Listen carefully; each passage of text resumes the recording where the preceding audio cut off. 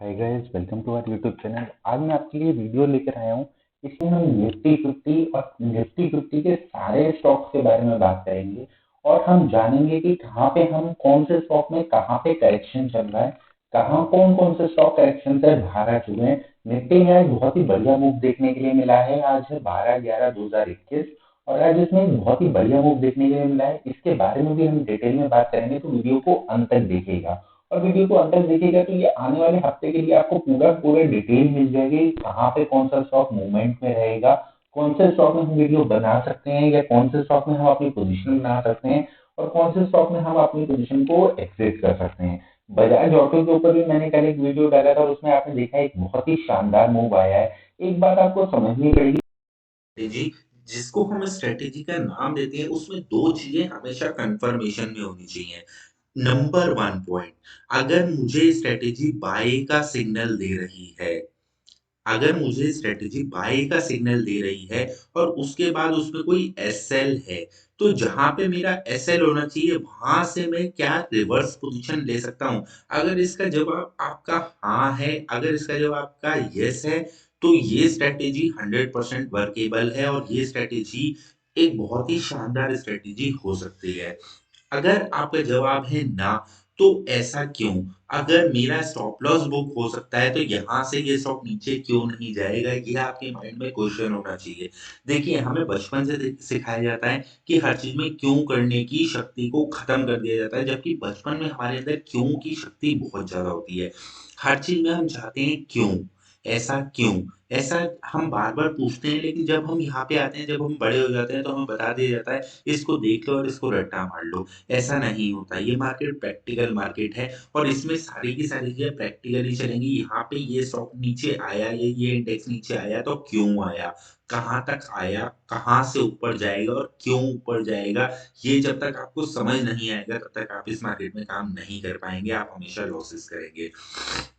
सबसे पहले इसी वीडियो को कंटिन्यू करते हुए सबसे पहले मैं निफ्टी इंडेक्स के ऊपर बात करता हूँ और अगर इस वीडियो पे मेरे को 100 लाइक मिलते हैं, ये भी मैं आपको क्लियर करता हूँ, अगर इस वीडियो पर मुझे 100 लाइक मिलते हैं, तो मैं हफ्ते में 3 दिन ये वीडियो डालने की कोशिश करूँगा कि मैं सारे निफ्टी 50 के ए टू ज़ेड स्टॉक को कवर करूँ और निफ्टी 50 के इंडेक्स पे भी बात करूँ, ताकि आपको हफ्ते में 2 या 3 बारी आपको सिग्नल कि आपको पता लग पाए मार्केट किस डायरेक्शन में जा रहा है।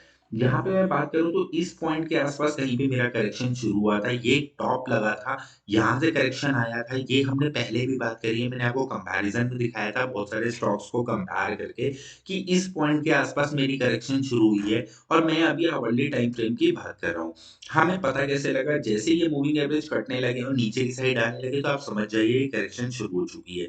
कौन से टाइम फ्रेम की करेक्शन है? वो 200 डेज़ मूविंग एवरेज के पास पहुँच के डिसाइड करना पड़ेगा। ये फर्स्ट टाइम नीचे आया, सेकंड पुल बैक मारा, फिर नीचे आया। उसके बाद ये आने के बाद इस जो एक बार ये लो लगा, इसको ब्रेक नहीं कर पाया, यानी ये आपकी आवरली की करेक्शन यहाँ पे शुरू हो गई।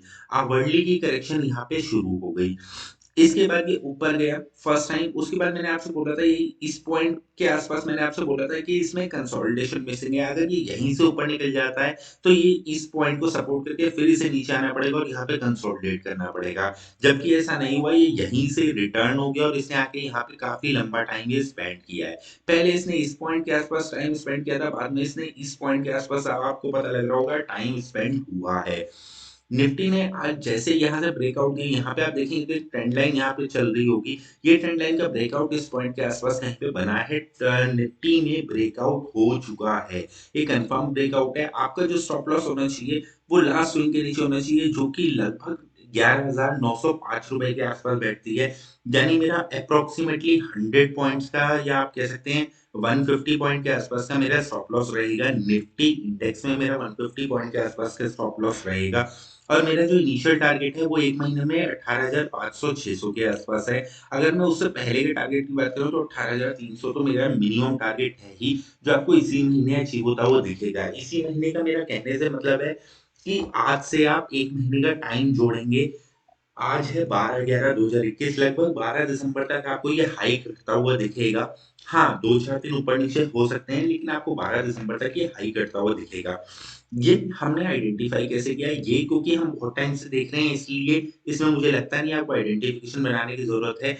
ये पॉइंट था हमारा करेक्शन का, और यहाँ से आप इस पॉइंट को अगर मार्किंग देंगे ना, आप इस पॉइंट पे फिर मार्किंग देंगे तो आपको पता लगेगा यहाँ पे करेक्शन कहाँ से शुरू हुआ, लगभग 18 अक्टूबर 2021 से। 18 अक्टूबर से। और मैंने आपको क्या बताया, जब भी आवरली के टाइम फ्रेम पे करेक्शन होगा, तो लगभग 1 महीने से लेकर 2.5 महीने तक ये करेक्शन चल सकता है।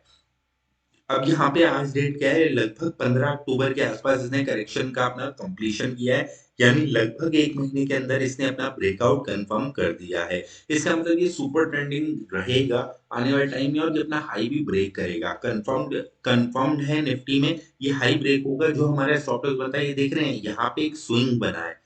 ये स्विंग अगर आप ध्यान से देखेंगे तो ये एक स्विंग है। इस स्विंग के नीचे जस्ट आपका स्टॉप लॉस होना चाहिए, जो ₹914 के आसपास का लेवल बैठेगा। मैंने आपको बताया जब भी कोई भी ब्रेकआउट ऐसे बनता है, तो इसका जो लास्ट स्विंग बनता है, इसके नीचे आपका स्टॉप लॉस होना चाहिए, और स्टॉप लॉस हमेशा कभी लेवल नहीं होता, स्टॉप लॉस हमेशा एक रेंज होती है। यानी कि इस पॉइंट से लेकर इस पॉइंट के आगे बीच में आपका स्टॉप लॉस होना चाहिए, क्योंकि ये नीचे आएगा और यहाँ पे कोई कैंडल बनना चाहिए। ऐसा नहीं कि नीचे आया और यहाँ से एकदम से ऊपर चला गया, ऐसा नहीं होता। वैसे ये नीचे आएगा नहीं, ये सिर्फ मैं आपको एग्ज़ाम्पल के लिए समझाने की कोशिश कर रहा हूँ। बात करते हैं अगले स्टॉक की, जिसका नाम है अदानी पोर्ट। अदानी पोर्ट में अगर बात करें तो ये नीचे आया। अब यहाँ पे आपको पता लगना चाहिए कि ये इस आवरली टाइम फ्रेम की करेक्शन नहीं है। ये आवरली टाइम फ्रेम से करेक्शन आगे बढ़ गई है, क्योंकि इसमें सारे मूविंग एवरेज एक दूसरे के नीचे की साइड कटने लग गए हैं। मैं इससे बड़े टाइम फ्रेम पे चल रहा हूँ, 2 आवर्स की भी ये करेक्शन नहीं है, इसमें मूविंग एवरेज नीचे की साइड कटने लग गए हैं।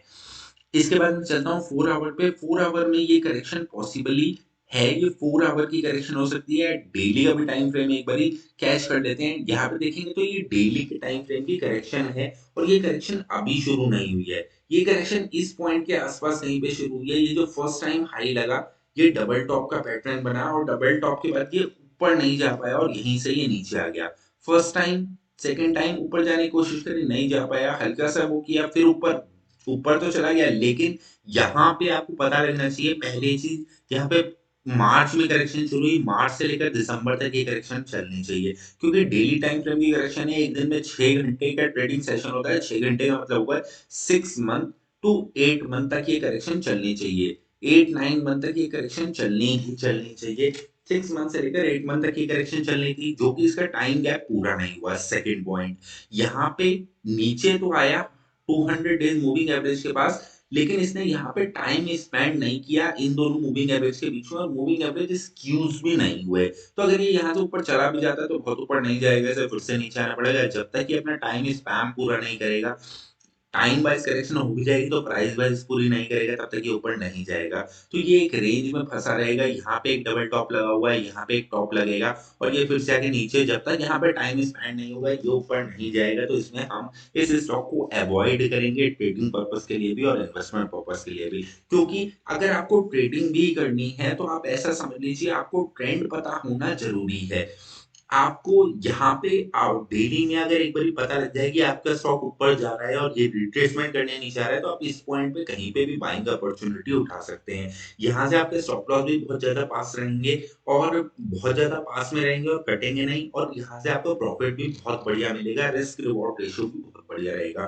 तो इस पॉइंट के आसपास यहाँ पे इस स्टॉक में भी इन्वेस्ट करना बेवकूफ़ बनती है। इसको नीचे आने दीजिए, कंसोलिडेशन करने दीजिए, उसके बाद इसमें देखेंगे कहाँ पे इसमें पोज़ीशन बनानी है। नेक्स्ट स्टॉक की बात करें, तो नेक्स्ट स्टॉक आता है एशियन पेंट। एशियन पेंट में अगर बात करूँ तो सबसे पहले मैं 5 मिनट में बात करूँ, डाउनवर्ड है। 15 मिनट में बात करूँ, डाउनवर्ड है। 30 मिनट में बात करूँ तो भी डाउनवर्ड है। आवरली में बात करूँ, डाउनवर्ड है। 2 आवर्स में बात करूँ, डाउनवर्ड है। 4 आवर्स में बात करूँ, डाउनवर्ड्स है। तो ये डेली टाइम फ्रेम की करेक्शन है। ये करेक्शन इस पॉइंट के आसपास कहीं पे शुरू हुई है। ये पॉइंट के आसपास कहीं पे शुरू हुई है, सितंबर के आसपास शुरू हुई है, तो लगभग अब इसमें 6 महीने बचे हैं। इस स्विंग के आसपास का मैं स्टॉप लॉस डाल के 313200 के आसपास का मैं स्टॉप लॉस डाल के, इसमें कोई भी अप मूव आता है और वहाँ से एक रिवर्सल आता है, मैं सेलिंग कहाँ करूँगा? इस स्टॉक को पकड़ के मैं आपको बताता हूँ करेक्शन के टाइम में हम सेलिंग कैसे कर सकते हैं और कहाँ पे हम अपनी पोजीशन बना सकते हैं। यहाँ पे आप देखेंगे एक ट्रेंड लाइन यहाँ पे चलती हुई आपको दिख रही है। ये ट्रेंड लाइन का सपोर्ट किए लेने ऊपर जा रहा है, पहली चीज़। हम ये चीज़ के लिए होगा नीचे जाने से पहले रिट्रेसमेंट करेगा, फिर नीचे जाएगा, फिर रिट्रेसमेंट करेगा, फिर नीचे जाएगा और यहाँ पे उसके बाद स्विंग बनाएगा, लोज़ बनाएगा, हाइज़ बनाएगा, इस पॉइंट के बीच में कंसोलिडेट करेगा। ये सारे मूविंग एवरेज बीच में हो सकता है 200 का एक ब्रेक और भी दे और उसके बाद ऊपर आ जाए, फिर यहाँ पे कंसोलिडेट करेगा और फिर एक ब्रेकआउट देगा। और इस पूरी चीज़ को होने में 6 मंथ का टाइम लगेगा क्योंकि ये डेली टाइम फ्रेम की करेक्शन है।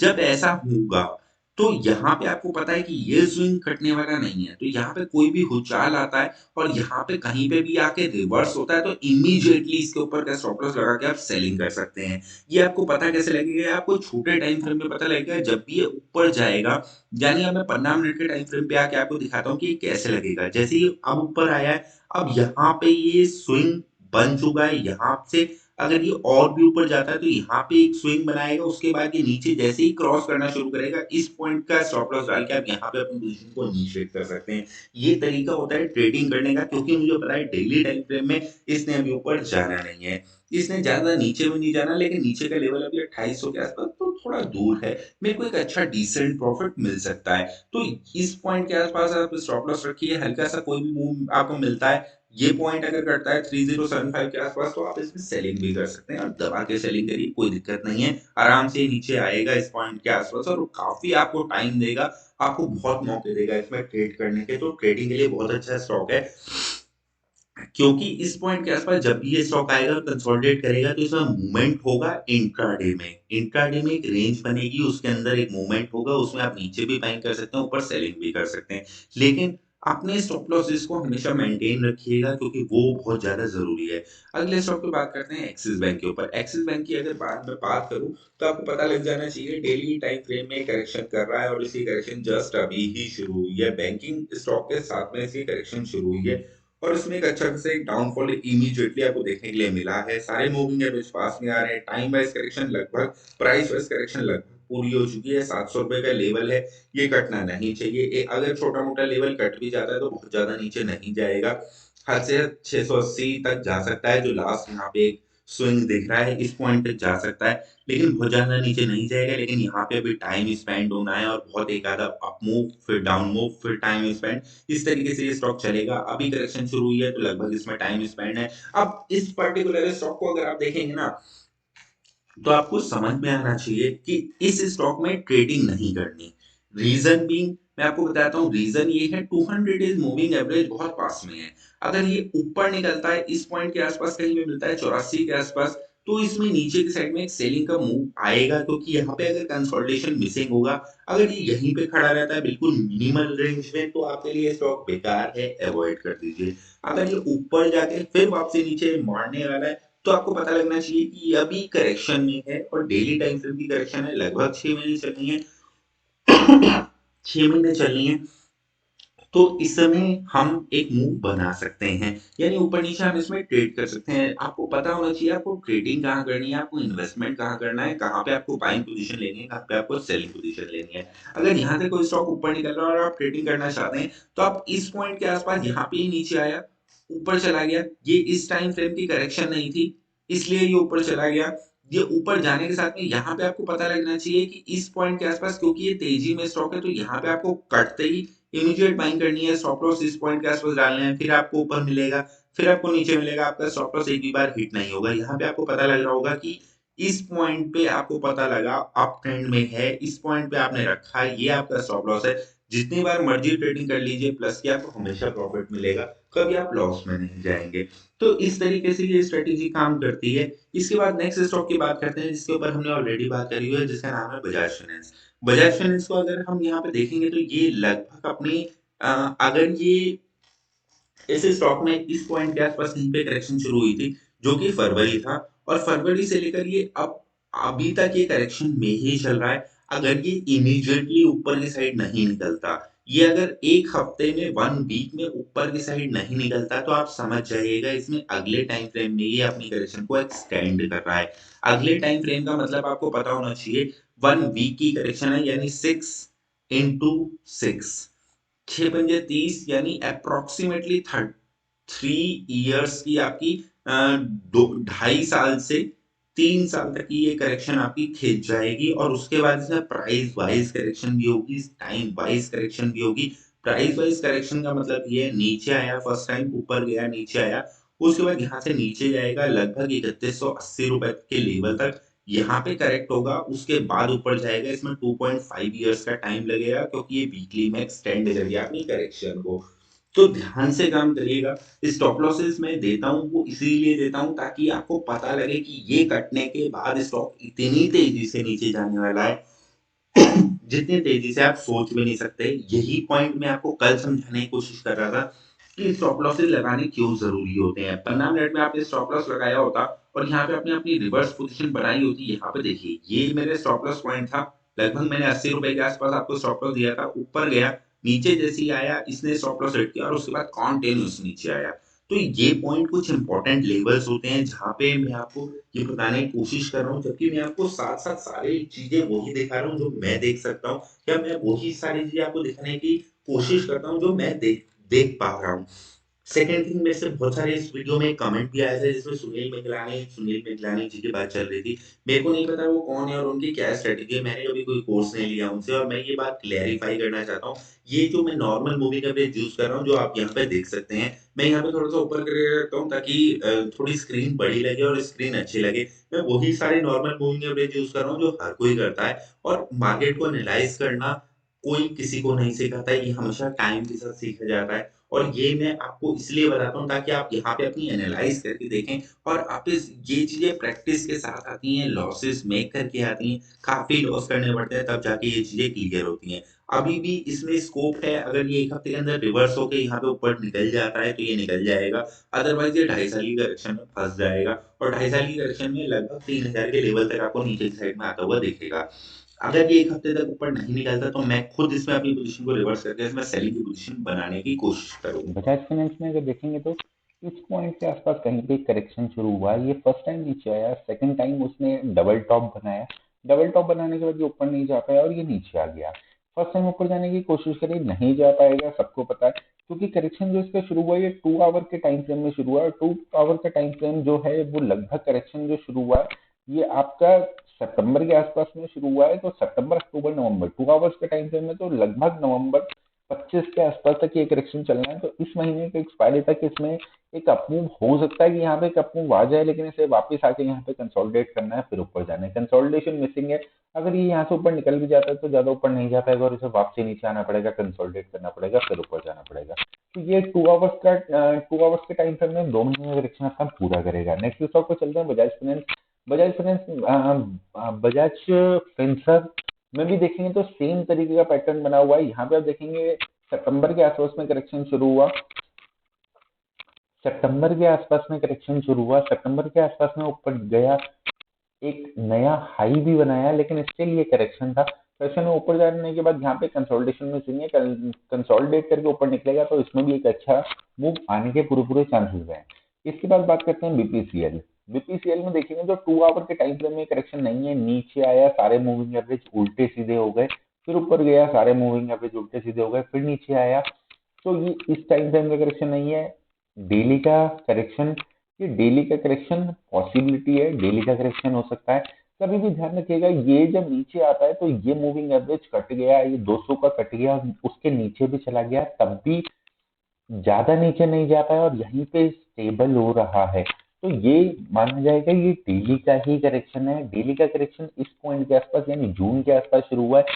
जून से लेकर दिसंबर तक ये करेक्शन चलना है और परफेक्टली ये दिसंबर तक करेक्शन चलना है। फर्स्ट टाइम नीचे आया, सेकंड पुल बैक मारा, अपने टाइम प्राइस वाइज करेक्शन पूरा किया, ऊपर गया, नीचे आके इसने प्राइस वाइज करेक्शन पूरा फिर से पूरा किया। अब यहाँ पे आके कंसोलिडेट करेगा और जैसे ही ऊपर निकलेगा यहाँ पे एक ब्रेकआउट आएगा। ब्रेकआउट के साथ में हम ट्रेड करेंगे और ऊपर के लिए इसमें एक अच्छा खासा प्रॉफिट हम एक्सपेक्ट करेंगे। अभी के लिए भी इसमें थोड़ा बहुत अपमूव आ सकता है। स्टॉप लॉस हमें 415 के आसपास रहना चाहिए, क्योंकि डेली टाइम फ्रेम का करेक्शन है। तो ये लेवल अगर अब की बार कटता है, अब की बार ये बाई चांस भी लेवल अगर ये नीचे आ जाता है तो ये टाइम फ्रेम अगले करेक्शन में मूव हो जाएगा। और अगला करेक्शन आपको दिख रहा है, ये अगला करेक्शन पहले ही बहुत ज्यादा एक्सटेंड कर चुका है। इस पॉइंट के आसपास ये अगला करेक्शन चल रहा था, ये 4 नवंबर 2019 को लगभग शुरू हुआ है।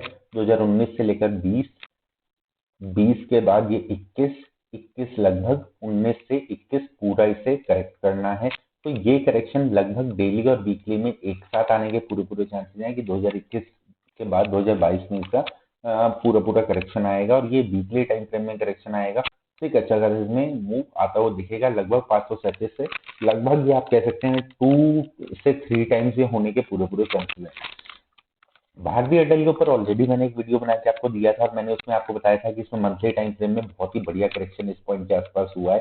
यहाँ पे इससे करेक्शन शुरू हुआ था लगभग 2007-8 के आसपास, और 7-8 से लेकर इसने यहाँ पे एक डबल टॉप भी बनाया था। यहाँ पे करेक्शन पूरा करने की कोशिश करी थी, कर नहीं पाया था। पूरा पूरा यहाँ पे कंसोलिडेशन हुआ है, और अपना पूरा इसने 10 साल का टाइम फ्रेम पूरा किया है। 2018 के आसपास इसमें एक मूव भी आया था। उसके बाद 2019-20 के आसपास इसमें एक अपट्रेंड बना है।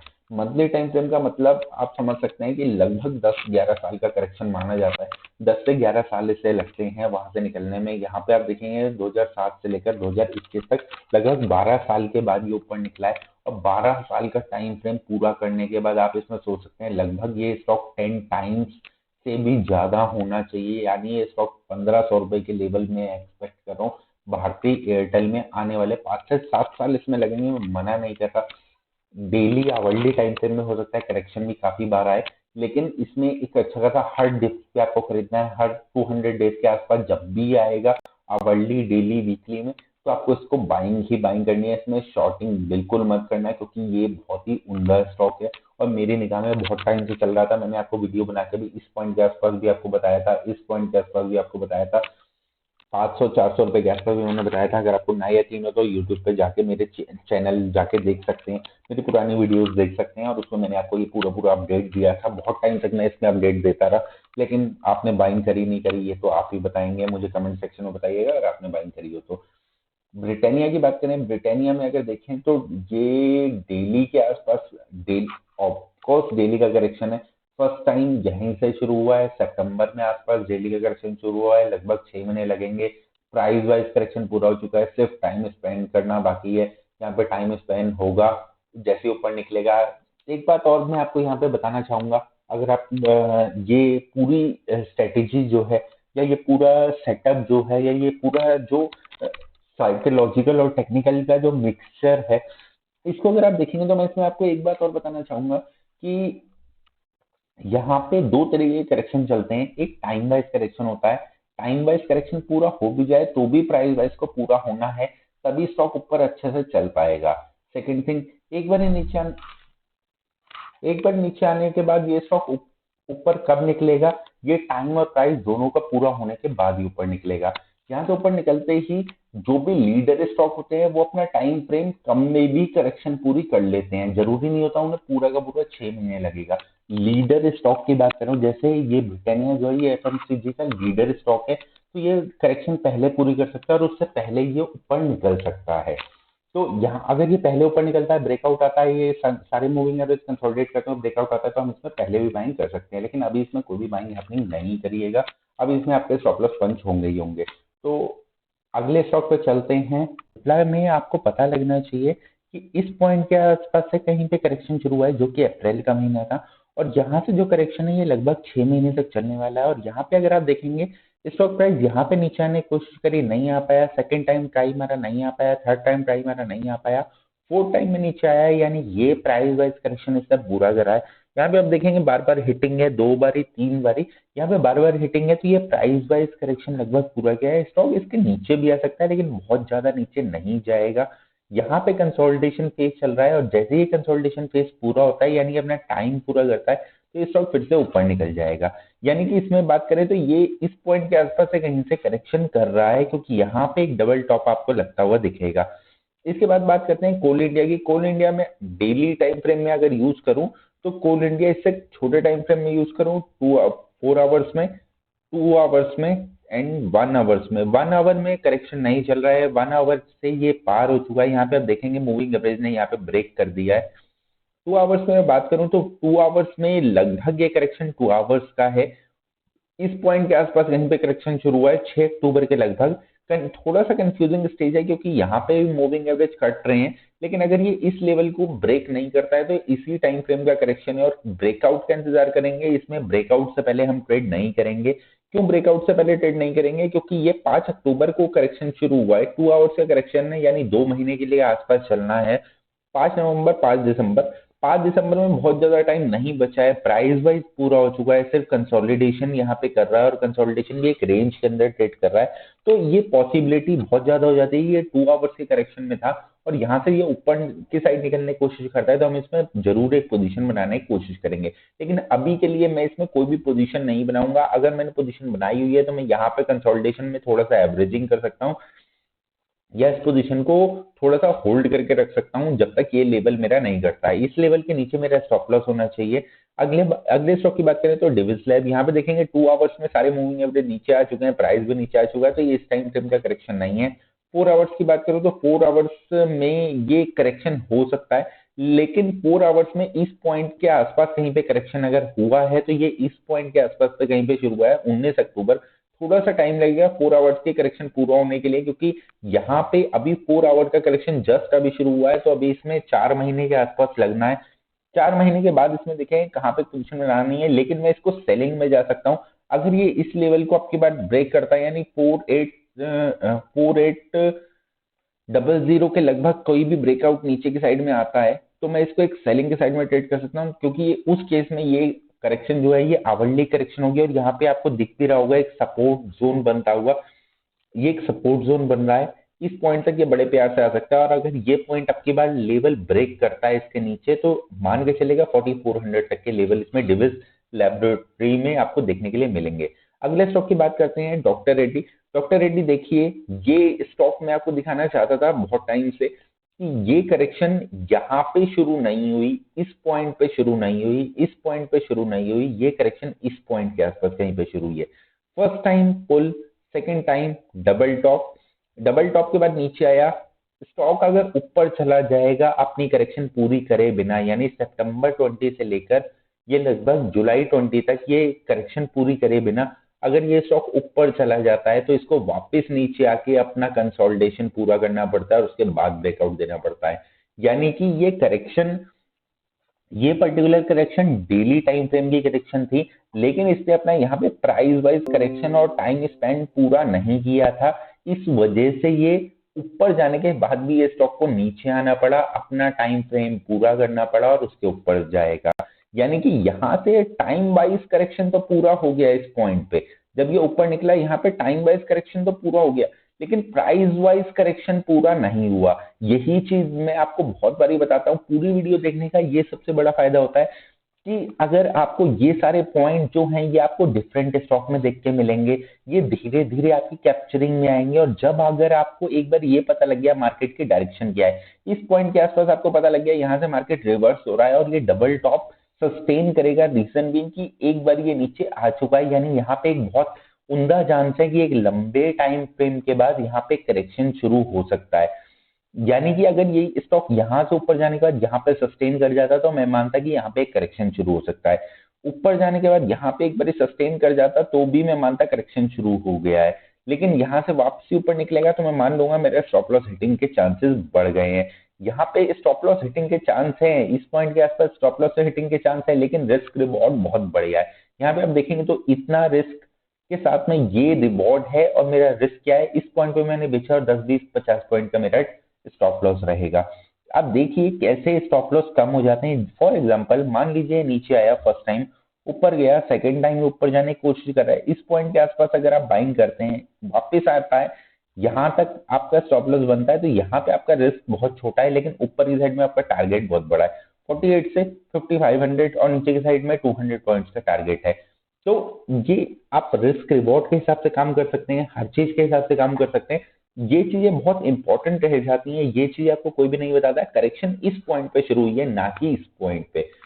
रीजन है यहाँ पे first time second time pull back, यहाँ पे कंसोलिडेशन हो जाता और उसके बाद ऊपर निकलता तो मैं मान लेता ये करेक्शन पूरी हो गई है। अब ये 6 महीने के लिए ऊपर गया, लेकिन वो 6 महीने के लिए ऊपर नहीं जा पाया, रीजन भी यहाँ पे कंसोलिडेशन पूरा नहीं किया था। नेक्स्ट स्टॉक की बात कर लेते हैं, आयशर मोटर। आयशर मोटर में भी आप देखेंगे तो कंसोलिडेशन आपको दिख रहा है कहीं पे भी होता हुआ, ऊपर गया नीचे आ गया, फिर ऊपर गया नीचे आ गया, नीचे आया कंसोलिडेशन नहीं करा, फिर ऊपर चला गया, फिर इसी को नीचे आना पड़ा, कंसोलिडेशन मिसिंग रहा, फिर ऊपर चला गया, फिर नीचे आना पड़ा। जब तक ये यहाँ पे कंसोलिडेशन नहीं करेगा ये इसी रेंज में ट्रेवल करता रहेगा, इसी रेंज में चलता रहेगा, धीरे धीरे ऊपर चल रहा होगा, लेकिन अच्छा मूव देखने के लिए नहीं मिलेगा, इंस्टेंट मूव देखने के लिए नहीं मिलेगा, बड़ा प्रॉफिट देखने के लिए नहीं मिलेगा। हो सकता है कि उस टाइम तक ये यहाँ पे कंसोलिडेट, जब तक ये कंसोलिडेशन नहीं देगा तब तक यहाँ पे एक अच्छा मूव आपको देखने के लिए नहीं मिलेगा। छोटे टाइम फ्रेम में छोटे टाइम फ्रेम में आपको पता लगना चाहिए इस टाइम फ्रेम में बार बार लेवल कट रहे हैं तो इस टाइम फ्रेम की करेक्शन है नहीं। इससे बड़े टाइम फ्रेम में अगर मैं देखना चाहूँ तो आपको पता लगेगा इससे बड़े टाइम फ्रेम की भी ये करेक्शन नहीं है, ये है डेली की ही करेक्शन, लेकिन कंसोलिडेट नहीं कर पा रहा, ना इस पॉइंट पे ना इस पॉइंट पे ना इस पॉइंट पे, कहीं पे भी कंसोलिडेशन नहीं है, इसलिए ये ऊपर नहीं निकल पा रहा। अब इस पूरे मूव को मैं कंसोलिडेशन मूव भी कह सकता हूँ। अगर ये इसके ऊपर निकलेगा तो वहीं पे जाके मेरे को एक नया लेवल खुलने के लिए मिलेगा या नया टारगेट मिलेगा, उससे पहले इसमें नो ट्रेड जोन है। आप चाहें तो इंट्राडे में इसमें थोड़ा बहुत काम कर सकते हैं क्योंकि रेंज बाउंड है, आपको बार बार रेट मिल जाएंगे। नेक्स्ट स्टॉक की बात करूं, अगर ग्रासिम की बात करूं मैं, तो ग्रासिम में देखेंगे एक अच्छा ट्रेंड चल रहा है। 15 मिनट में आ जाता हूं मैं सीधे सीधे।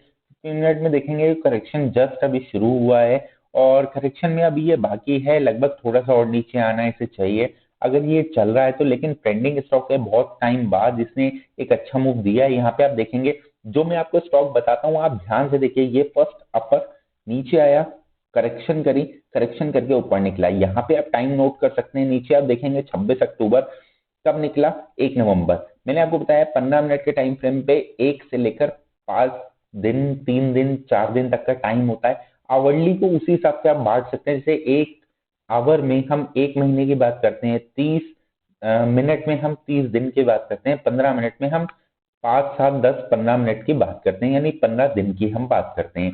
तो 15 दिन में आपके संडेज भी आते हैं। ये पूरा मूव यहाँ पे कंप्लीट हुआ और उसके बाद ऊपर निकला।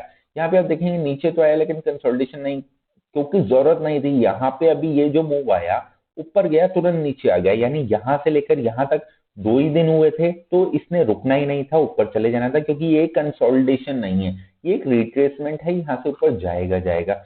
यहाँ पे आप देखेंगे अब यहाँ पे एक करेक्शन शुरू हो सकती है। यहाँ पे आप देखेंगे डबल टॉप बॉटम के पैटर्न बन रहे हैं। यहाँ पे अगर ऊपर की साइड में ब्रेकआउट देता है तो मान लीजिएगा अब ये करेक्शन के मोड में है नहीं, क्योंकि बहुत छोटे टाइम फ्रेम पे हम देख रहे हैं। बड़े टाइम फ्रेम पे देखेंगे तो अब ये करेक्शन के किसी मोड में नहीं है। यहाँ पे एक लेंथ क्रिएट कर रहा है, ऊपर जाने के बाद यहाँ पे एक ब्रेकआउट आएगा और फिर से ऊपर चला जाएगा, रुकने के मोड में भी ग्रासिम है नहीं। एचसीएल टेक्नोलॉजीज की बात करें तो आवरली टाइम फ्रेम की करेक्शन नहीं है, 2 आवर्स की भी करेक्शन नहीं है, ये 4 आवर्स की करेक्शन है जो इस पॉइंट के आसपास कहीं पे शुरू हुई है, 27 सितंबर के आसपास शुरू हुई है। प्राइस वाइज करेक्शन पूरा हो चुका है, टाइम स्पेंड करना बाकी है। टाइम स्पेंड करके जैसे ऊपर निकलेगा इसमें एक ट्रेड बनाया जा सकता है। यहाँ पे एक रेंज बनेगी, रेंज का ब्रेकआउट ही हमारा एंट्री पॉइंट रहेगा। एचडीएफसी बैंक की बात करूं सेम लेवल पे 19 अक्टूबर को लगभग करेक्शन शुरू हुआ है, 4 आवर की करेक्शन है, लगभग अभी कंसोलिडेशन बाकी है। अब ये प्राइस वाइज करेक्शन लगभग पूरा हो चुका है, टाइम स्पैम अभी बाकी है। बहुत सारे स्टॉक्स में आपको टाइम स्पैम बाकी दिखेगा क्योंकि ये ही लेवल होता है यहाँ पे। अब एचडीएफसी लाइफ को देखिए, ये हमारा था करेक्शन स्टार्टिंग फेज 4 आवर में। अगर मैं 2 आवर्स की बात करूं तो 2 आवर्स में ये करेक्शन नहीं है, ये 4 आवर की करेक्शन है। ये स्टार्टिंग फेज था 1 सितंबर, अक्टूबर, नवंबर, कितने महीने हुए, 2 महीने। 2 महीने में ये स्टॉक ऊपर निकलने लगा तो अभी ये नीचे आ सकता है। मैं कोई भी ट्रेड करूंगा तो ये मेरा लेवल तो कट चुका है। यहाँ पे आप देखेंगे ट्रेंड लाइन ब्रेक हो चुकी है। मैं आपको ट्रेंड लाइन अब यहाँ पे लगा के दिखाना चाहता हूँ।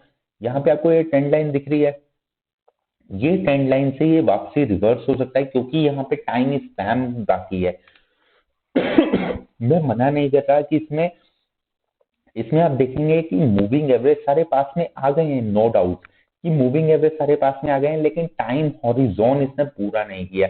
यानी ये प्राइस तो पूरा कर चुका है लेकिन टाइम हॉरिजॉन पूरा नहीं किया। तो अभी यहाँ पे ये हो सकता है नीचे एक बार जंप करके फिर ऊपर जाए, अपना टाइम पूरा कर ले, और जब तक ये लेवल नहीं कटेगा तब तक मैं इसमें कोई भी ट्रेड नहीं बनाऊंगा, क्योंकि अब इसमें करेक्शन दोबारा से नीचे ये आ सकता है। रीजन मैंने आपको बता दिया कि यहाँ पे अभी टाइम पूरा नहीं हुआ।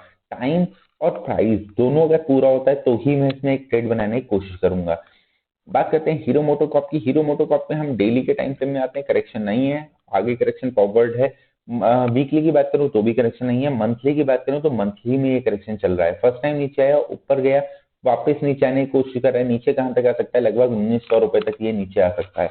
हीरो मोटोकॉर्प में अभी एक कंसोलिडेशन भी यहाँ पे पेंडिंग है, और जब तक ये इसके ऊपर नहीं निकलेगा तब तक हम इसमें कोई भी ट्रेंड नहीं बनाएंगे। बहुत लंबे टाइम फ्रेम की करेक्शन शुरू हुई है इसकी 2017 में। 17 में मंथली टाइम फ्रेम की करेक्शन शुरू हुई है, जिसमें 5 से 7 साल लगते हैं। 5 से 7 साल आप लगा सकते हैं। यहाँ से अगर 10 साल आप गिनना चाहेंगे तो लगभग वो बैठेंगे आपके क्या कहते हैं, आपके 2017 के 27 के आसपास बैठेगा। 17 में करेक्शन शुरू हुआ है, तो 10 साल अभी इसमें बहुत लंबा टाइम स्पैन बाकी है। इस स्टॉक में कहीं भी नहीं जाना। ट्रेडिंग के लिए बेस्ट स्टॉक रहेगा आपके लिए। आपको क्योंकि दोनों साइड मूव मिलेंगे, एक रेंज ड्रॉ कर लीजिए यहाँ से लेकर यहाँ तक की। कौन सी रेंज? 3300 रुपए से लेकर 1500 रुपए तक की रेंज के बीच में ये स्टॉक रहेगा। जितनी मर्जी ट्रेडिंग इस स्टॉक में करिए, कोई दिक्कत नहीं है। ना ये इससे नीचे निकलेगा, ना ये इससे ऊपर जाएगा। ये इसी रेंज में 5-6 साल स्टैंड करेगा। इस तरीके के स्टॉक जो मंथली टाइम फ्रेम पे करेक्शन कर रहे होते हैं, उनमें स्टॉक में बहुत बड़ा लॉजिक आपको समझना पड़ेगा।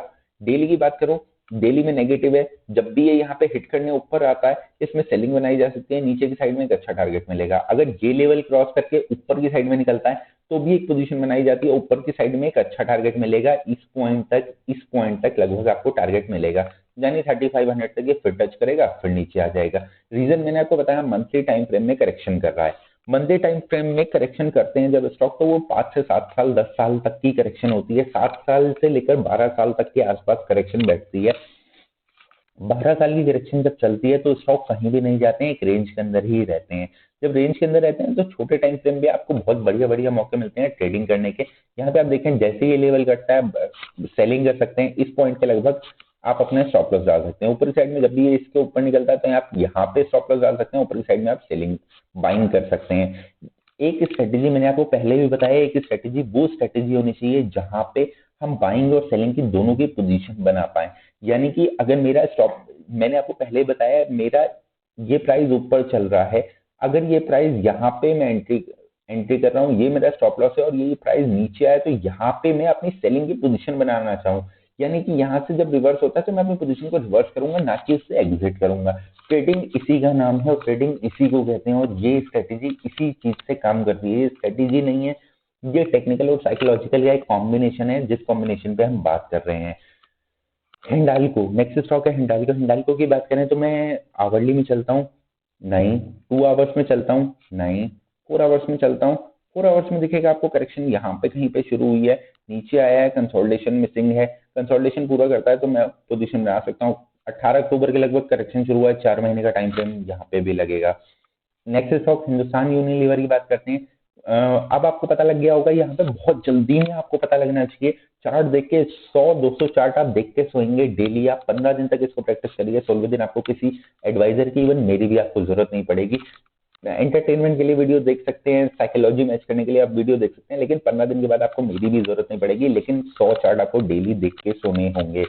आपको अपना माइंड मेक करना होगा, और अगले दिन जब आप मार्केट में जाएं तो इस पूरे पैटर्न को आपको देखना होगा कि मार्केट रिएक्ट कैसे कर रहा है। यहाँ पे आप देखेंगे 4 आवर की एक करेक्शन नहीं है, मूविंग एवरेज नीचे की साइड में काट रहे हैं। इसके बाद मैं डेली टाइम फ्रेम पे तुरंत शिफ्ट हो जाता हूँ। डेली टाइम फ्रेम पे शिफ्ट होगा तो हमें यहाँ पे पता लगेगा कि ये डेली टाइम फ्रेम की करेक्शन हो सकती है, लेकिन इसने नीचे की साइड में ब्रेक कर दिया है। ब्रेक करने के बाद हम वीकली टाइम फ्रेम पे भी एक बार जाके देख लेते हैं। वीकली टाइम फ्रेम में जाके देखूंगा तो ये वीकली टाइम फ्रेम में एक सपोर्ट, यहाँ पे मुझे सपोर्ट जोन दिख रहा है। अगर ये लेवल ब्रेक होता है तो मैं समझ जाऊंगा ये वीकली टाइम फ्रेम की करेक्शन है। अभी करेक्शन अनक्लियर है डेली और वीकली में स्विचिंग के लिए। रीजन मैं बताता हूँ, यहाँ पे मूविंग एवरेज काट रहे हैं, लेकिन और प्राइस भी नीचे आया है, और काफी अच्छा खासा प्राइस नीचे आया है, जो वीकली के बहुत सारे लेवल्स को तोड़ता है। यानी कि यहाँ पे प्राइस देखेंगे तो प्राइस ने बहुत बड़ा एक डोजी टाइप कैंडल बनाई है, यानी जिसकी विक्स बहुत बड़ी है। यानी प्राइस ना ही ऊपर जा पा रहा है, ना ही नीचे जा पा रहा है, एक रेंज के अंदर डेवलप हो रहा है।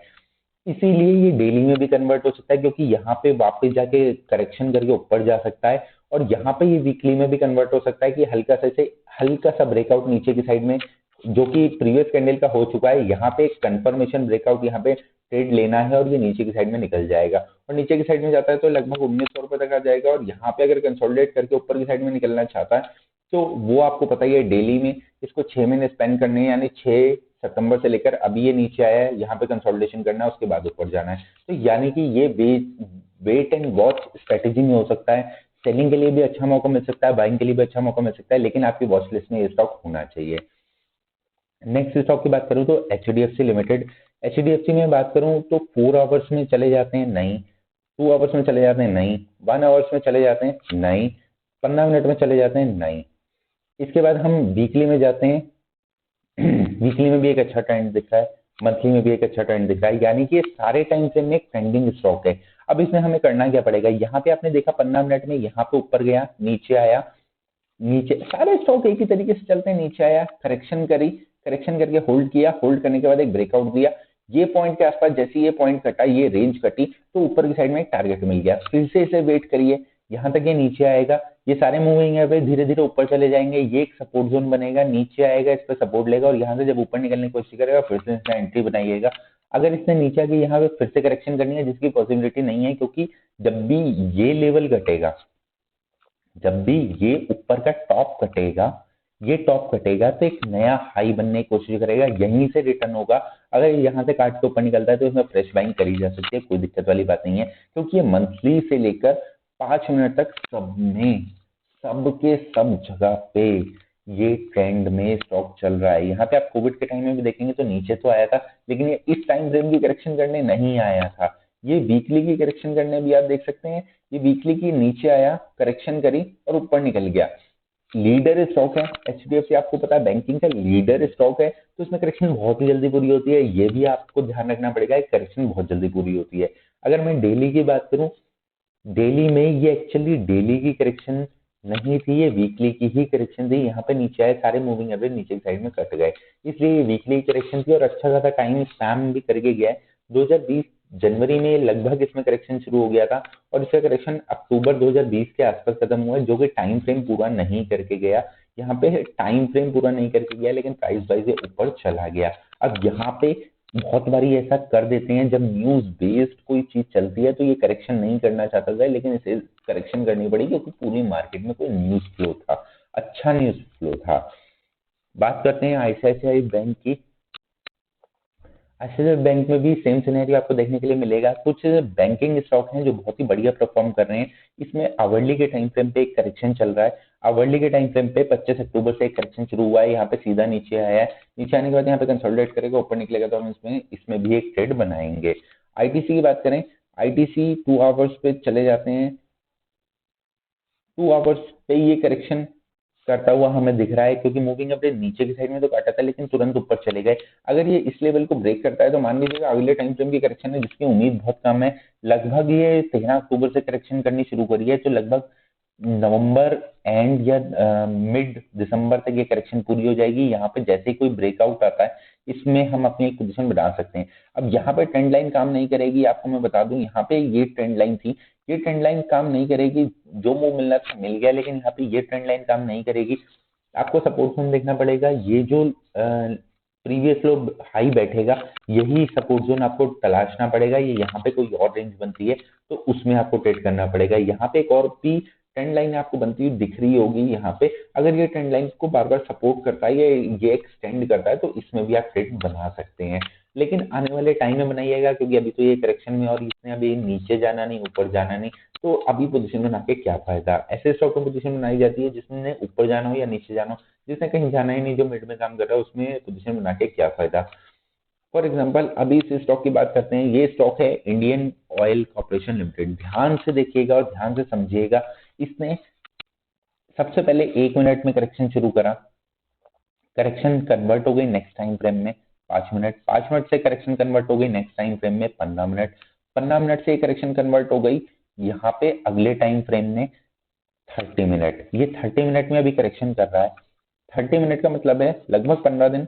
करेक्शन कहाँ पे शुरू हुआ है, 8 नवंबर को। 15 दिन कब पूरे होते हैं, 8 नवंबर से लगभग 20-21 नवंबर तक। अगर ये यहाँ से ऊपर निकलने की कोशिश करता है तो यहाँ पे इमीडिएट पोजीशन बनाई जा सकती है, ये रेंज ब्रेक होते ही इमीडिएट पोजीशन बनाई जा सकती है।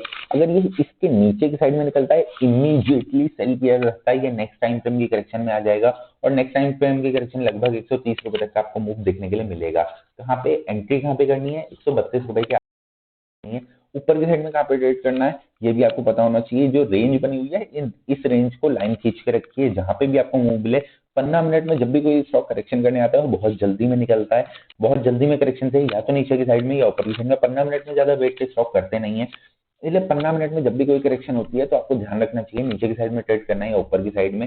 जैसे ही ये इंट्राडे और स्विंग के लिए बहुत ही बढ़िया उम्दा चीज है। यहाँ पे देखेंगे 30 मिनट में भी ये करेक्शन नहीं है, आवरली में भी ये करेक्शन नहीं है, 2 आवर्स में भी करेक्शन नहीं है, 4 आवर्स में भी करेक्शन नहीं है। इंडोसिन बैंक की बात कर रहा हूँ, जो लोग कहते हैं ना करेक्शन कैसे शुरू हुई, आपको पता लग जाना चाहिए था जब ये इतने नीचे खुला। तो ये अब बात करेंगे डेली टाइम फ्रेम में ये करेक्शन कर रहा है।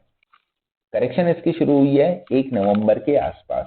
1 नवंबर में करेक्शन शुरू हुई, हमें कब पता लगेगा, हमें पता लगा 1128 रुपए पे कटते ही की करेक्शन शुरू हो गया, जिस दिन एक फॉल आया 10% का। जिस दिन फॉल आया उस दिन हमें पता लगा कि ये करेक्शन शुरू हुई है, उससे पहले हमें भी नहीं पता था इसमें कोई करेक्शन है। ये एक जनरल थिंग मैं आपको बता रहा हूँ, न्यूज फ्लो में हमें भी नहीं पता होता ये करेक्शन है। नीचे आया है, यहाँ पे कंसोलिडेट करेगा, उसके बाद ऊपर निकलेगा तो ही इसमें पोजीशन बनाएंगे। अगर ये इसके नीचे निकलता है, ये जो 200 डेज मूविंग एवरेज की लाइन चल रही है इसके नीचे निकलने की कोशिश करता है, तो मान लीजिएगा नेक्स्ट टाइम फ्रेम में करेक्शन शिफ्ट हो रहा है। अभी इसमें कोई भी मूव बनाने की जरूरत नहीं है, कोई भी पोजीशन लेने की जरूरत नहीं है। प्रीवियस पोजीशन है तो स्टॉप लॉस डाल दीजिए 200 डेज मूविंग एवरेज का और होल्ड कर लीजिए, क्योंकि अब मैं इतने लो रेट पे या इतने गिरे हुए रेट पे तो आपसे नहीं बोल सकता कि बेच दो। मैं होता मैं भी नहीं बेच पाता, आप होंगे आप भी नहीं बेच पाएंगे। साइकोलॉजी है यार कि हम नहीं बेच सकते इतने लो प्राइस पे। जब इतने लो प्राइस पे हम बेच नहीं सकते तो जब तक ये लेवल ना घटे तब तक इसमें होल्डिंग आपको रखनी ही पड़ेगी, आपकी मजबूरी है। अब तो आप फंसे हुए हैं। यहाँ पे करेक्शन शुरू हुआ है, टाइम लगेगा, काफी टाइम लगेगा, लगभग 6 महीने के आसपास इसमें लगेंगे। 6 महीने के बाद इसमें देखेंगे अगर कोई आता है तो पोजीशन बनाएंगे। नेक्स्ट स्टॉक की बात इन्फी। इन्फी में बात करें तो इन्फी तो मैंने आपको अलग से एक वीडियो बना के दिया, मैंने आपको बताया था कि ये करेक्शन लगभग पूरी हो चुकी है। इस पॉइंट के आसपास सारे मूविंग एवरेज यूज हो चुके हैं, इस पॉइंट के आसपास कहीं पे करेक्शन शुरू हुआ है। ये पॉइंट था आपका 19 अक्टूबर का। और मैं आपको हमेशा कहता हूँ कि अब यहाँ पे मैं आपको एक और चीज दिखाना चाहता हूँ, इसको थोड़ा सा यहाँ पे हाइड कर दीजिए। मान लीजिए ऐसे ही पॉइंट पे अब हम खड़े हैं, आपको दिख रहा है सेम ऐसे पॉइंट पे अब हम खड़े हैं। यहाँ पे करेक्शन शुरू हुआ, नीचे आया, कंसोलिडेट किया, ब्रेकआउट दिया इस पॉइंट के आसपास, ये ब्रेकआउट बना, फिर से नीचे आया, करेक्शन करी। यहाँ पे लोग डर जाते हैं, जैसे कि अभी आप बजाज ऑटो में डर रहे हैं। आप इस बात को समझिए, जैसे अभी आप बजाज ऑटो में डर रहे हैं ना, वैसे ही यहाँ पे लोग डर जाते हैं। मैं आपको ये समझाता हूँ, अगर इसके नीचे निकल रहा है निकलने दो यार, अच्छी बात है, अगले टाइम फ्रेम में जाएगा, मैं बेच के बैठूंगा। अगर यहाँ से आके रुक रहा है और यहाँ से वापस रिटर्न ले कर लो भैया, बहुत ही बढ़िया स्टॉक है। इसके बाद ये नीचे आया, दोबारा इसने टच किया और उसके बाद ये फिर ऊपर निकला, यहाँ से लगभग 1800। ठीक है, तो कितने परसेंट की रिटर्न हो गई, 15% की इस लेवल से। ठीक है, यहाँ से कितने परसेंट की रिटर्न हुई, ये हमारा लेवल था, फर्स्ट टाइम ब्रेकआउट पे हमने खरीद दिया, यहाँ पे कहीं पे स्टॉप लॉस डाल दिया, स्टॉप लॉस मैच नहीं हुआ, नीचे आया, ऊपर चला गया। टाइम कितना लगा, 8 अक्टूबर से 19 अक्टूबर, लगभग 10 दिन का मुझे टाइम लगा। ऑप्शन बाइंग कर सकता था, हाँ या ना, आपको दिख ही रहा है कैसे ऑप्शन बाइंग हो सकती थी। कितना रिटर्न आपको मिला, 1700 से 1800 1900 के आसपास तक का आपको रिटर्न मिला। अब फिर से वही पॉइंट आया है, अब यहाँ से इस पॉइंट को कंपेयर करके देखिए, ऊपर था ऊपर है, नीचे आया, कंसोलिडेट किया, फर्स्ट टाइम ऊपर निकला, नहीं बाइंग कर पाए, सेकेंड टाइम ऊपर निकला है, नहीं बाइंग करी। आपको यहाँ पे पता लगना चाहिए था ना कि इस पॉइंट के आसपास आपको बाइंग कर लेनी चाहिए थी, इस पॉइंट के आसपास कहीं पे स्टॉप लॉस डाल देते, नहीं समझ में आ रहा था, इस पॉइंट के आसपास डाल देते। कहां तक जाएगा ये, प्लस 15%, यानी इससे 100 रुपए और ऊपर मान लीजिए, तो यहाँ तक ये स्टॉक चला जाएगा। क्यों चला जाएगा ये आपको दिख ही रहा है, कैसे ये स्टॉक इसके ऊपर निकल जाएगा। नेक्स्ट स्टॉक की बात करें, जेएसडब्ल्यू स्टील। जेएसडब्ल्यू स्टील की बात करें तो डेली के टाइम फ्रेम में चलते हैं सीधा। डेली के टाइम फ्रेम में आपको दिख रहा होगा कि इस पॉइंट के आसपास कहीं पे करेक्शन शुरू हुआ है। पहले 4 आवर्स में देख लेते हैं, हो सकता है ये 4 आवर्स का करेक्शन हो। यस ऑफ कोर्स, मैं आगे चला गया, लेकिन ये तो 4 आवर्स का करेक्शन था। 4 आवर्स का करेक्शन शुरू कहाँ पे हुआ है, इस पॉइंट के आसपास शुरू हुआ है मई में। मई से 4 महीने, 5 4 9, 9 महीने में करेक्शन पूरा हो जाना चाहिए था, जो कि ऊपर नहीं निकला है। ये करेक्शन एक्सटेंड कर रहा है, एक्सटेंड करेगा तो अगले टाइम फ्रेम में शिफ्ट हो सकता है। अगर ये इमीडिएटली ऊपर नहीं निकलता, ये रेंज इमीडिएटली ब्रेक नहीं करता, तो ये प्रॉपर अपना ये जो प्रीवियस लो बना है 600 रुपए के आसपास का, इसको टेस्ट करेगा। इस स्टॉक में खास निगाह जमा के रखिएगा, क्योंकि अगर ये अब अगर ऊपर नहीं निकला तो इसने अपना टाइम एक्सटेंड कर दिया है। टाइम एक्सटेंड किया है तो प्राइस को तो इसे एक्सटेंड करना ही पड़ेगा। अगर कोई स्टॉक अपने टाइम फ्रेम से ऊपर निकल जाएगा, जैसे कि अभी हम डेली की बात कर रहे हैं, तो 6 से 8 महीने का इसके पास टाइम है। अगर ये इस टाइम से ऊपर निकल जाएगा तो इसको अपना करेक्शन एक्सटेंड करना पड़ेगा, प्राइस वाइज इसको नीचे आना पड़ेगा। इस बात का खास ख्याल रखिएगा। Next stock Kotak bank. Kotak bank की अगर मैं बात करूं तो कोटक बैंक में डिटेल में बात करते हैं कि कहाँ पे क्या करना चाहिए और कहाँ पे क्या होना चाहिए। सबसे पहले 2 आवर्स में चलते हैं, 1 आवर्स में चलते हैं। 1 आवर में देखेंगे तो 1 आवर में करेक्शन शुरू हुआ है। करेक्शन कहाँ पे शुरू हुआ है? इस पॉइंट के आसपास 22 अक्टूबर को करेक्शन शुरू हुआ है। हमेशा याद रखिएगा, ये टॉप कट गया उसके बाद भी ये नीचे आ गया, ये जरूरी नहीं है। ये जरूरी नहीं है करेक्शन यहाँ से शुरू है। करेक्शन हमेशा यहाँ से फर्स्ट टॉप से माना जाएगा। फर्स्ट टॉप के बाद ये नीचे आया, हल्का सा ऊपर जा गया, लेकिन ऊपर जा नहीं पाया। ये ऊपर जाना नहीं कहते, ये सिर्फ एक फ्लॉ है कि ये ऊपर चला गया उसके बाद नीचे आया। 2 3 4 बार यहाँ पे सपोर्ट लिया, सिक्वीज हो रहे हैं सारे के सारे मूविंग एवरेज। यहाँ पे देखेंगे तो सिक्वीज हो रहे हैं, यानी एक दूसरे के ऊपर चढ़ रहे हैं। एक दूसरे के ऊपर चढ़ने के बाद यहाँ पे जैसे ही ब्रेकआउट आता है हम इसमें एक पोजीशन बना सकते हैं। यहाँ पे आप देखें तो ये जो लेवल बने हैं ये छोटे छोटे हर्डल रहेंगे। उसके बाद ये स्टॉक सीधा ऊपर जाएगा, यहाँ से लगभग 15 से 20% का एक मूव देगा, क्योंकि आवरली करेक्शन तो 5 7 10% 15% का मूव हम एक्सपेक्ट करते हैं। यहाँ से एक मूव देगा। टाइम फ्रेम लगभग पूरा हो चुका है, 22 अक्टूबर से 22 नवंबर। 22 नवंबर में आज 13 14 15 तारीख लगभग आ चुकी है। तो इसमें कभी भी एक ब्रेकआउट आ सकता है और ब्रेकआउट के बाद ये बहुत ही बढ़िया चलेगा। लास्ट दिन भी अगर ट्रेड देखें तो ये अभी यहाँ पे ये जो रेट आपको दिख रहे हैं इनको इग्नोर करिएगा। चार्ट के ऊपर जो रेट दिख रहा है इसको कंफर्म मानिएगा, क्योंकि आज यहाँ पे कुछ हो सकता है फायर के प्लेटफॉर्म में कुछ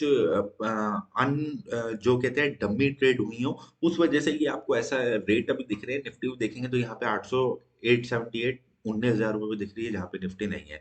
तो यहाँ पे आप देखेंगे अच्छा एक प्लेटफॉर्म बना है, एक बहुत ही बढ़िया सीक्वेंस में बना है और मल्टी बैगर टाइप स्टॉक है। यहाँ पे देखते हैं बहुत बारी ऊपर चला जाता है, तो यहाँ पे एक अच्छा खासा मूव आपको देखने के लिए मिल सकता है। इसमें मैंने अपनी पर्सनली खुद होल्डिंग करी हुई है, तो इसमें आप भी होल्डिंग करके रख सकते हैं, नहीं तो आपकी इच्छा है। मैं जो भी यहाँ पे स्टॉक डिस्कस कर रहा हूँ वो सिर्फ एजुकेशनल पर्पस के लिए है। अगर आपने कोई भी इन्वेस्टमेंट करनी है तो आप अपने फाइनेंशियल एडवाइजर या किसी भी प्रोफेशनल फाइनेंशियल एडवाइजर से कंसल्ट करके कोई भी पोजीशन बनाइएगा।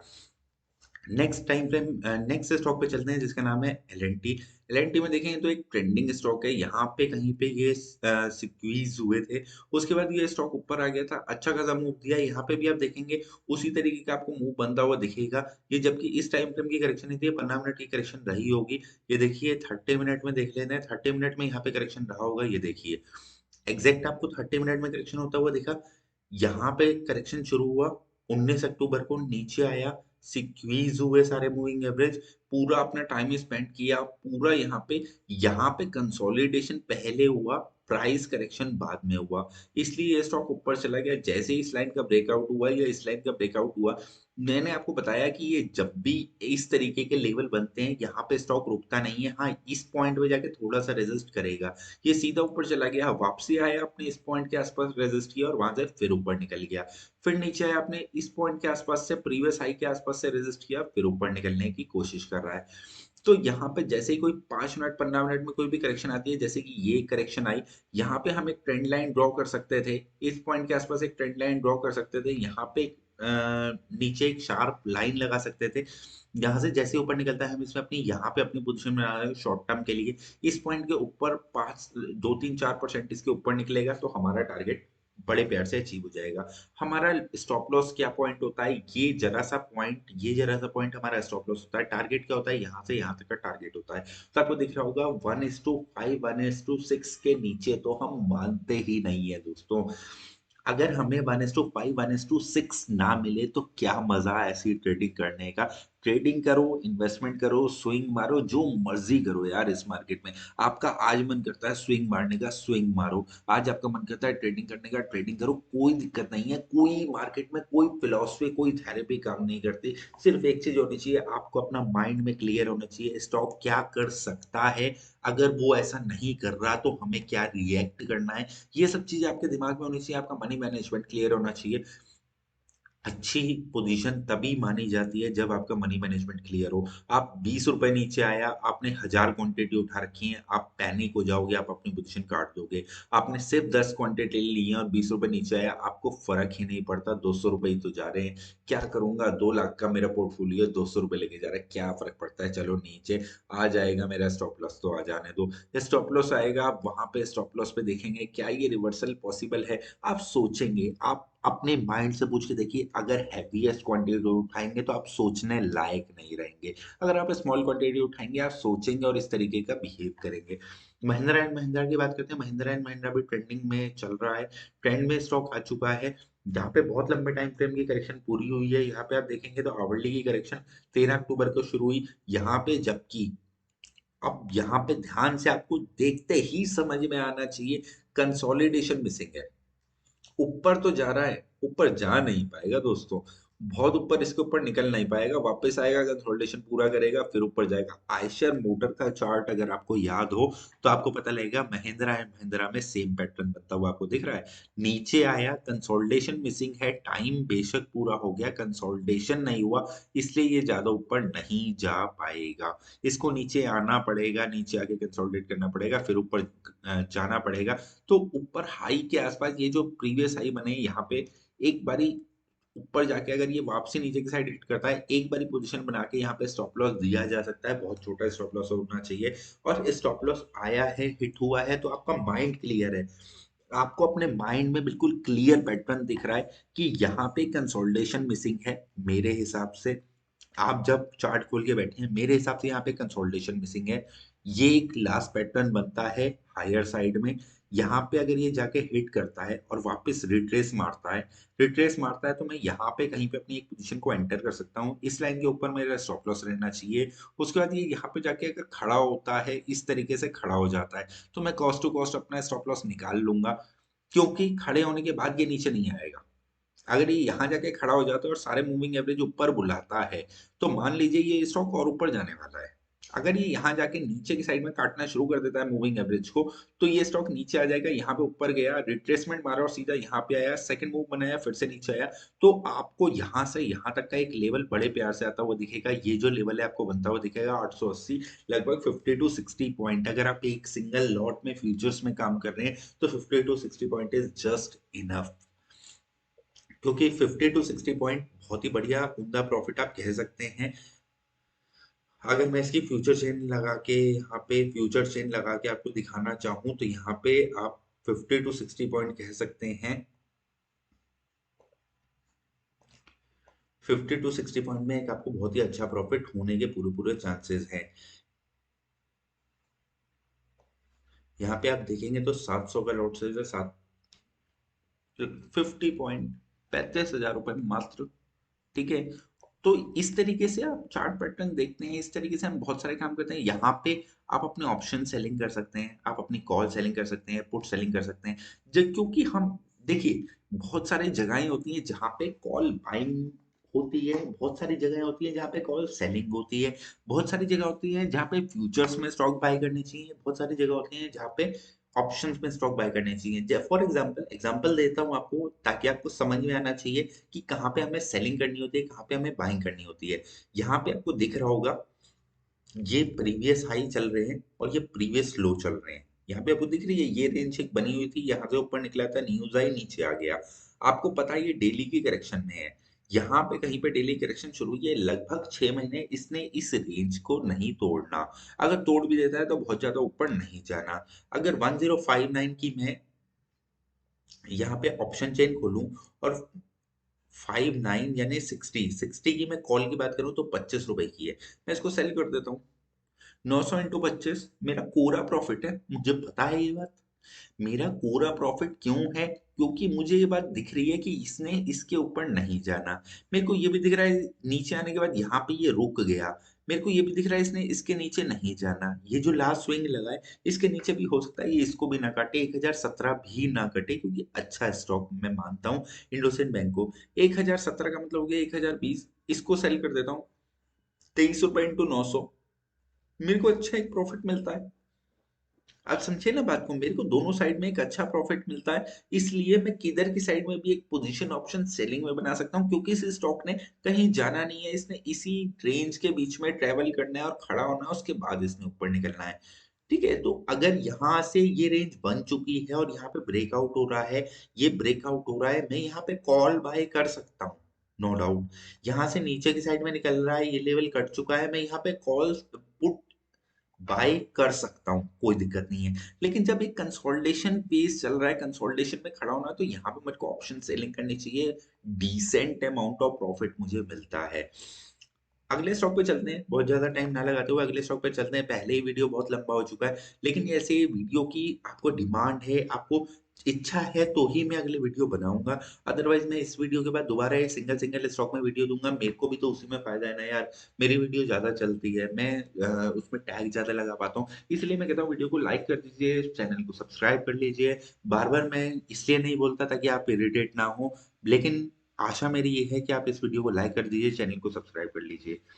मारुति सुजुकी में ऐसा जबरदस्त पैटर्न बन रहा है वीकली चार्ट पे, जिसको आप देख के आपके दिमाग के घोड़े खुल जाएंगे। इस पॉइंट के आसपास पे कहीं पे करेक्शन शुरू हुआ है 2018 में, वीकली टाइम फ्रेम का करेक्शन। वीकली टाइम फ्रेम का करेक्शन है 2.5 से लेकर 3 साढ़े 3 साल तक ये करेक्शन चलना है। टारगेट ये प्लस इसका डबल। क्या बोला मैंने? ये लेवल, ये जो टॉप लगा है प्रीवियस, प्लस इसमें आप कम से कम नहीं तो प्राइस का डबल कर दीजिए। यानी ये स्टॉक 20 पे जाने वाला है। जैसे ही यहाँ पे ब्रेकआउट आता है, इसने नीचे निकलना था, यहीं से नीचे निकल सकता था, कोविड में नीचे निकल सकता था, ये नहीं निकला। लेकिन ये अपनी रेंज में खड़ा है, ये जो रेंज आपको दिख रही है, यहाँ पे ये खड़ा है। 7,000 रुपए का आज की डेट में चल रहा है। 7,000 तोड़ते ही ये नहीं रुकेगा 10,000 पे, ये 20,000 होगा। पहले भी ये मल्टी बैगर रहा है, आगे भी ये मल्टी बैगर रहा है। टाइम फ्रेम भी बता देता हूँ, टाइम फ्रेम इसका है लगभग 2.5 से 3 साल में, ये 20,000 आपको होता हुआ दिखेगा। स्प्लिट आ सकता है, वापसी 10,000 हो सकता है स्प्लिट के बाद, लेकिन स्प्लिट में भी आपको एक प्रॉफिट मिला है, डिसेंट अमाउंट ऑफ प्रॉफिट मिलेगा। इसमें इन्वेस्ट करिए, जितना पैसा लगा सकते हैं इस स्टॉक में लगाइए, आपको 2.5 साल में ये पैसा डबल करके देगा। एफडी से बहुत ही बढ़िया रिटर्न देगा। अच्छा स्टॉक है, गाड़ियां आप मारुति चलाते हो, स्टॉक आप जाके कोई और खरीदते हो, तो यहाँ पे इन्वेस्ट करिए। इन्वेस्ट में फायदा मिलेगा, बहुत ही फायदा मिलेगा। ट्रेडिंग भी आप कर सकते हैं, ट्रेडिंग के लिए मैंने आपको बता दिया। जैसे ही ये ट्रेंडिंग ऊपर निकलना शुरू होगा, कहीं पे भी स्टॉप लॉस 200 मूविंग एवरेज का स्टॉप लॉस रख के इसमें बाइंग करी जा सकती है, सीधा ऊपर निकलेगा, ज्यादा टाइम रुकने वालों में से है नहीं ये स्टॉक। नेक्स्ट स्टॉक पे बात करते हैं, एनटीपीसी। एनटीपीसी देखेंगे तो मंथली टाइम फ्रेम में करेक्शन कर रहा है। मंथली टाइम फ्रेम की करेक्शन लगभग यहाँ पे पूरी हो सकती है। अब कब शुरू हुई है? 2007 में शुरू हुई है, और ये करते करते करते करते आगे बढ़ रहा है। ठीक है, तो जैसे ही ये ऊपर की साइड में निकलता है, अभी नहीं निकला है, ये ब्रेकआउट इस पॉइंट के आसपास आएगा, 154 रुपए के ऊपर ब्रेकआउट आएगा।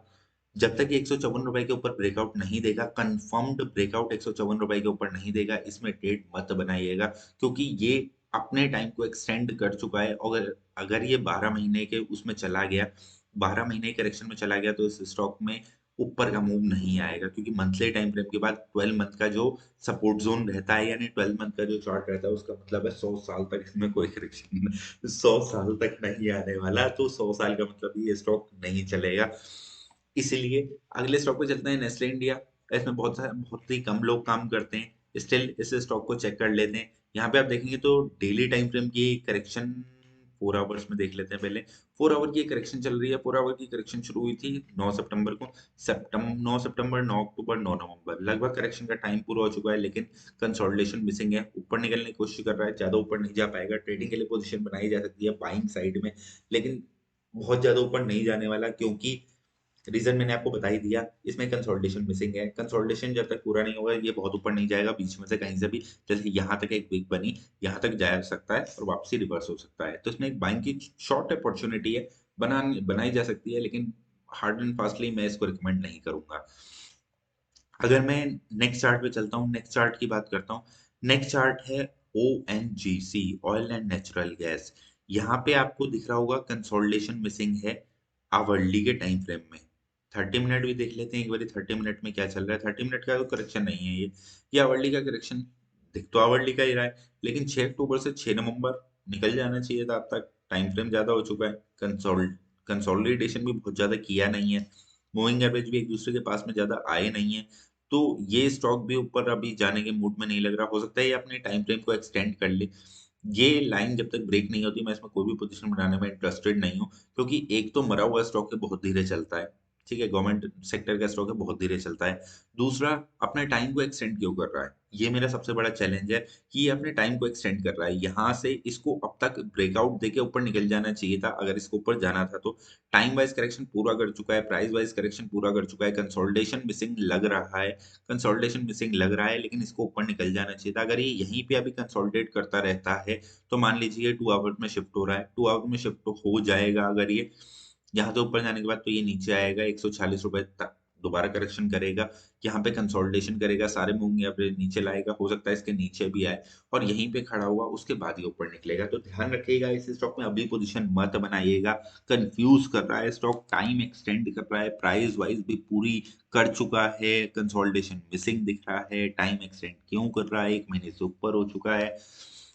अभी 10-15 दिन है वैसे तो, क्योंकि 1 महीना कोई गिना हुआ 1 महीना तो है नहीं। आवरली टाइम फ्रेम में 1 महीने से लेकर 2 महीने तक ये करेक्शन चल सकता है, 1 महीना 1.5 महीना, 1 से लेकर 1.5-2 महीने तक ये करेक्शन चला है, जा सकता है। तो अभी है इसे 5-7-10 दिन, तो देखते हैं अगर ऊपरी साइड में ब्रेकआउट आएगा कंसोलिडेशन के बाद तो मैं इसमें एक पोजीशन बना सकता हूँ, जिसकी उम्मीद मुझे बहुत ज्यादा लग नहीं रही दोस्तों। तो इसलिए इस स्टॉक को हम अवॉइड कर सकते हैं। बहुत सारे स्टॉक हैं अगले जो हमें अच्छा एक प्रॉफिट दे सकते हैं। Next stock power grid. Power grid में बात करें तो आप समझ ही गए होंगे, आपको बताने की जरूरत ही नहीं है, इतने सारे स्टॉक मैंने आपको बता दिए।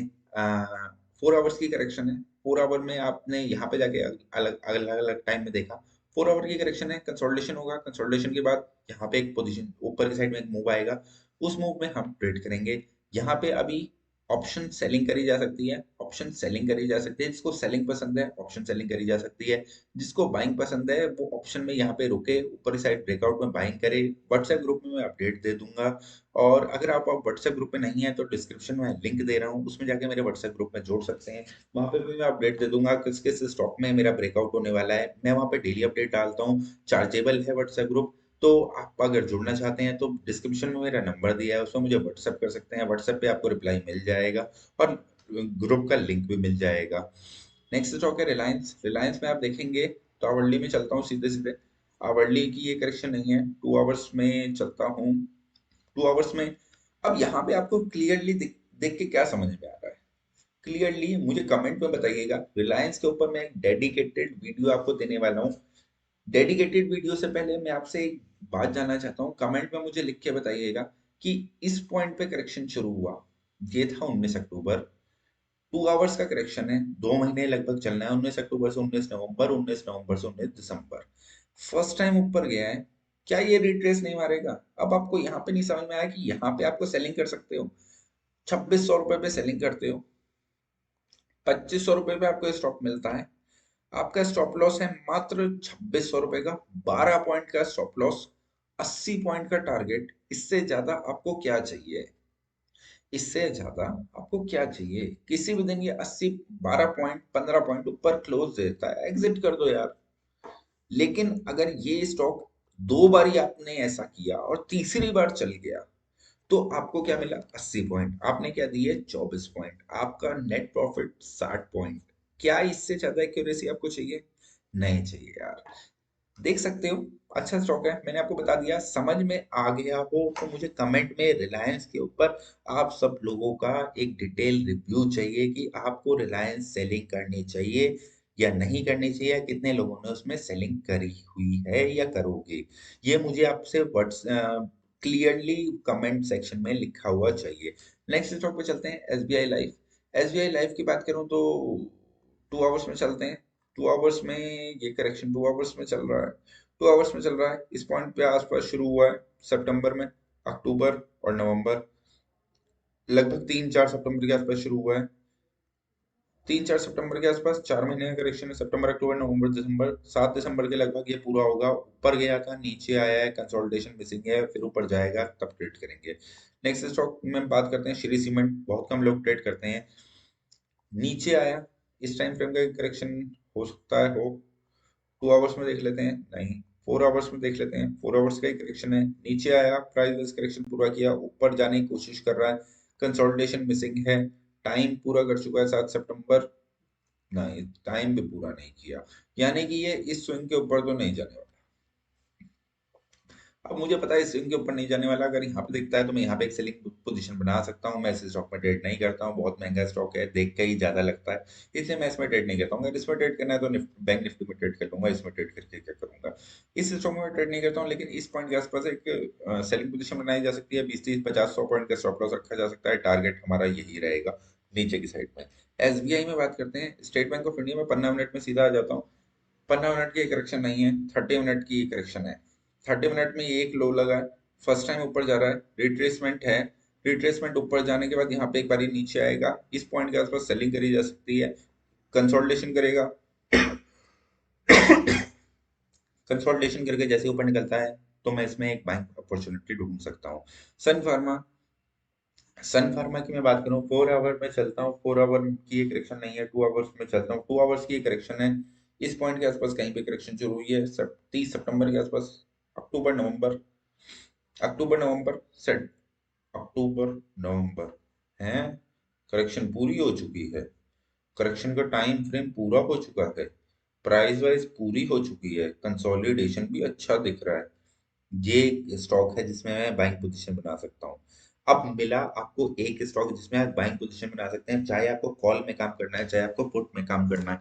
देखते ही स्टॉक आपको समझ में आना चाहिए। इतने चार्ट देख लो, इतने चार्ट देख लो कि आपको देखते ही पोजीशन समझ में आए। देख रहे हो, एक ट्रेंड लाइन, ट्रेंड लाइन का ब्रेकआउट आपको दिख रहा है।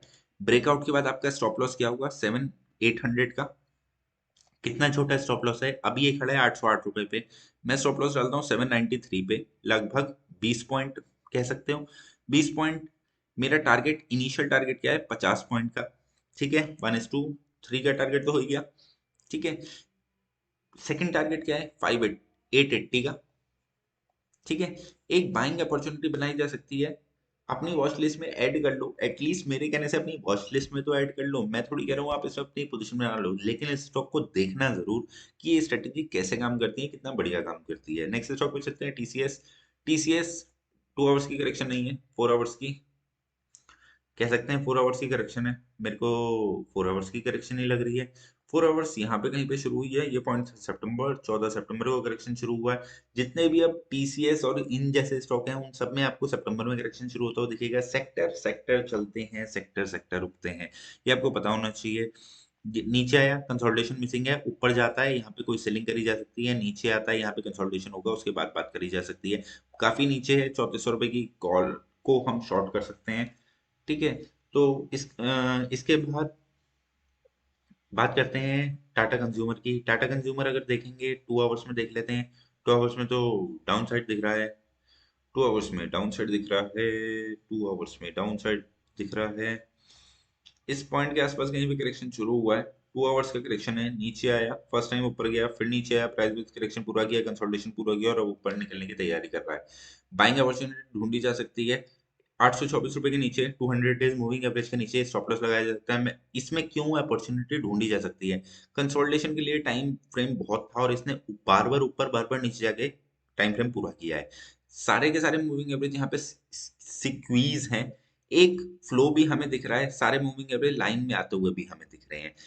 200 डेज मूविंग एवरेज के नीचे स्टॉप लॉस लगा के इसमें बाइंग पोजीशन बनाई जा सकती है। कोई भी रिट्रेसमेंट हो तो बाइंग पोजीशन बनाई जा सकती है। इससे छोटे टाइम फ्रेम पे 1, 5, 15 में कहीं पे भी रिट्रेसमेंट मिले तो आपको पोजीशन बनानी चाहिए। टाटा मोटर।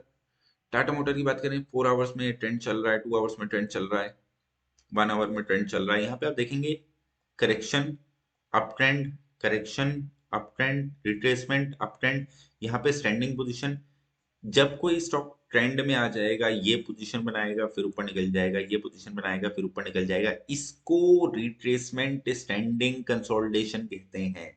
ये कंसोलिडेशन हो रहा है। कंसोलिडेशन के बाद ऊपर का ब्रेकआउट है, ऊपर निकलेगा। टाटा मोटर बहुत ही अच्छी उम्दा स्पीड है, सारे ऑटो सेक्टर स्टॉक को आउट परफॉर्म करेगा। टाटा स्टील की बात करते हैं, इस पॉइंट के आसपास कहीं पे करेक्शन शुरू हुआ है, 4 आवर का करेक्शन है। 4 आवर के करेक्शन में अच्छा खासा कंसोलिडेशन कर रहा है। जैसे ही यहाँ पे मूविंग एवरेज एक बार सिक्वीज होते हैं, ऊपर की साइड में एक ट्रेड मिलेगा, नीचे की साइड में कोई भी पुट आप शॉर्ट करके चल सकते हैं, कोई भी पुट आप बेच के चल सकते हैं, अच्छा प्रॉफिट मिलेगा। अब कितना आसान लगता है, देखो चार्ट देख देख के कितना आसान लगता है कि कहाँ पे हमें प्रॉफिट मिलेगा। कितना आसान है, 1.5 लाख रुपए में आपको 50,000 निकलना कितना आसान है। टेक महिंद्रा ऊपर के ट्रेंड में चल रहा है, आवरली टाइम फ्रेम देख लेते हैं। ऊपर के ट्रेंड में चल रहा है, कंफर्म ऊपर का ट्रेंड चल रहा है। यहाँ पे एक करेक्शन हुआ था, करेक्शन यहाँ पे पूरा हुआ, सारे मूविंग एवरेज स्क्वीज हुए, ऊपर निकला, इसके ऊपर निकला, वापस रिट्रेस किया, ऊपर निकला, वापस रिट्रेस किया, ऊपर निकला। रिट्रेस कहाँ तक हो सकता है, 200 मूविंग एवरेज तक रिट्रेस हो सकता है, सब्जेक्ट टू पिछले टाइम फ्रेम में करेक्शन एक्सटेंड ना हो।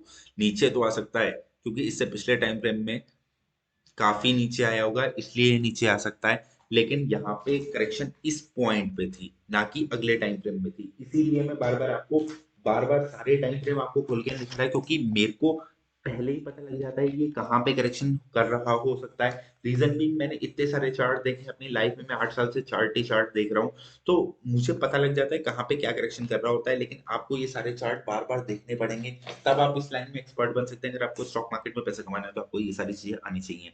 मैं आपसे ज्यादा नहीं मांग रहा, शाम को आके 1 घंटे में आप सारे चार्ट देख सकते हैं, एटलीस्ट निफ्टी 50 की चार्ट देख लीजिए। 15 मिनट में टाइटन कंपनी देखें, टाइटन कंपनी में ये रिट्रेसमेंट था, यहाँ पे बाइंग करी जा सकती थी, एक अच्छा प्रॉफिट मिला। अभी कोई भी रिट्रेसमेंट इसमें आ नहीं रहा है। जैसे कोई रिट्रेसमेंट नीचे की साइड में आपको इस पॉइंट के आसपास कहीं पे आता हुआ दिखता है, इसमें एक बाइंग अपॉर्चुनिटी बनाई जा सकती है।